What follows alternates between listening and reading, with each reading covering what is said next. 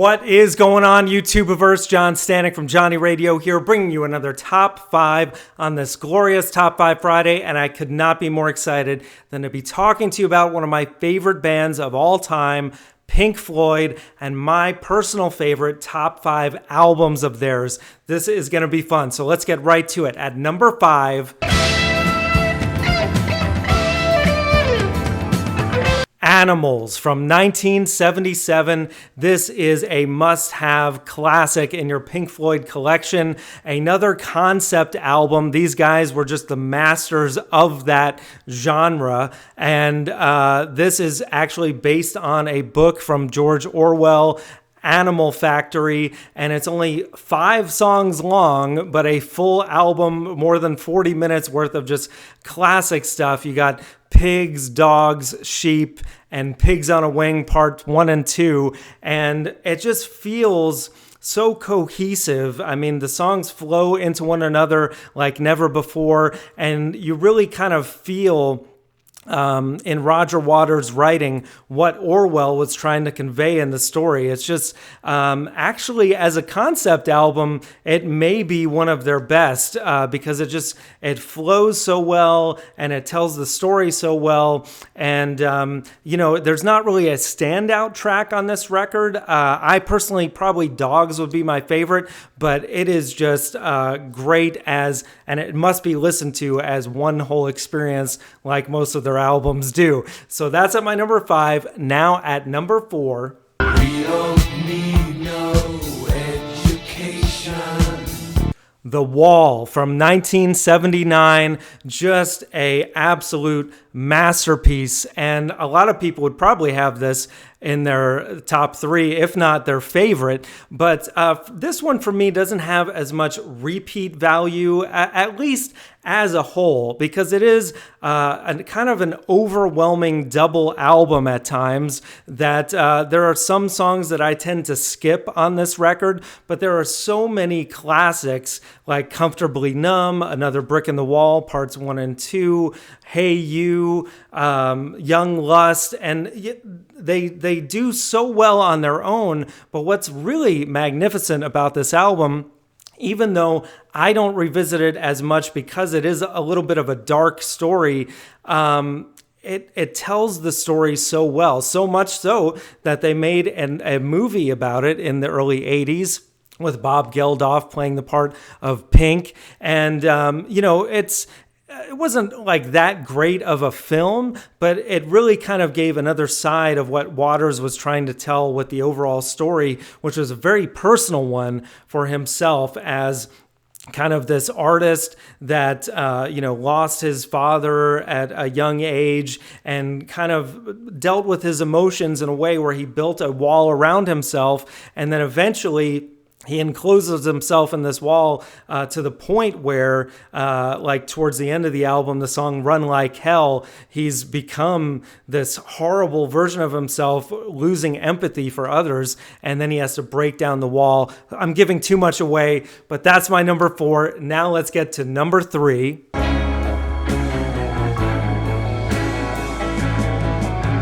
Metal from 1971. This may surprise some people that I have it this high on my list, but I just love this album. That is kind of a precursor to an album that I'll get to later as far as kind of the overall vibe of it. But it's kind of like Animals in that it's really only, I think, 5, maybe 6 tracks on the album, and one of those takes up the entire side B of the record because it's 23 minutes long and it's called Echoes. And just for this song alone, this has to be in your top 5. This song is just an absolute masterpiece of music, so much so that I actually feel like because this album came out before it, I think Andrew Lloyd Webber ripped off David Gilmour's riff, the main guitar riff of this song, for Phantom of the Opera, because it's almost too similar. And it is just iconic, the sound of it. And this was really the beginning of Gilmour and Waters, the harmonizing in such a beautiful way and writing songs that you could tell they were kind of just thinking about the human race in general. And it's just a beautiful track that builds and has so many different parts that are equally funky, rocking, and just spaced out the way that only Pink Floyd can do. And all I've talked about is echoes. I mean, you've got One of These Days, you've got Fearless, you've got Seamus, all these different songs that are totally different, but add up to make this beautiful album.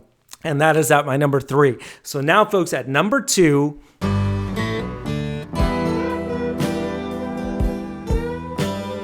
Wish You Were Here from 1975. This is such a beautiful album. Again, Pink Floyd really knows how to kind of just get down to the essence of what's needed for a record. They're just like the Beatles and current bands like Radiohead. These guys really know how to construct an album that they know that you don't always have to have 10 plus tracks, but maybe you have 5 or 6 songs that run 40 minutes long altogether and just make this beautiful experience. But just from the opening track of Shine On You Crazy Diamond all the way to the ending, every track on here is beautiful. Wish You Were Here, the title track especially, is just a highlight when they play that acoustically. And, you know, the lyrics come in of David Gilmour singing, so you think you can tell, heaven from hell. Everyone starts to sing along. This is an absolute classic. And the whole album is a masterpiece. I mean, you got Have a Cigar, you've got Welcome to the Machine, and it all fits this story, which they made as a tribute to Syd Barrett, who really was the ultimate former of this band before he had a drug overdose and kind of lost his mind. And unfortunately, that's what Wish You Were Here was all about. But what a beautiful album. And that is at my number 2. So now at number 1...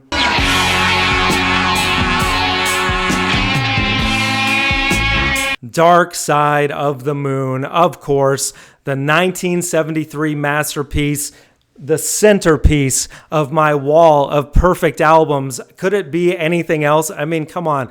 This is just ultimate perfection. In my opinion, the ultimate concept album. And of course, there were several others just on this top 5, just from Pink Floyd alone, Animals and The Wall. But I just love how they take these different concepts, time, money, religion in The Great Gig in the Sky, and just put them together. And it just feels like, it's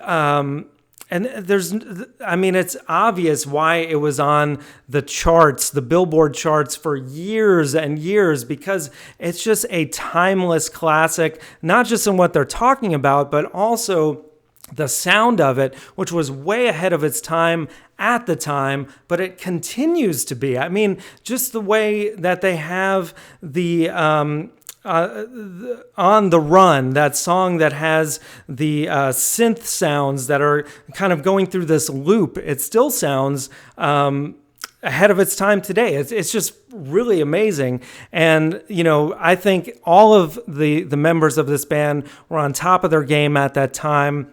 And obviously, this is what blew them up in a big way, and rightfully so, because just from start to finish, it is an absolute masterpiece. Of course, on this channel, I've done a review of that album, as well as Wish You Were Here, so stick around because you'll get to see, click on the links for that if you want me to go in detail further. But that is my top 5 Pink Floyd albums. Let me know what you think. I'd love to see your ranking. If you feel so bold, let me know your ranking of all the albums, because there's so many great ones, and it's hard to narrow it down to just 5 with a band as great as this. So thank you guys so much for watching. We got top 5s every Friday and so much more.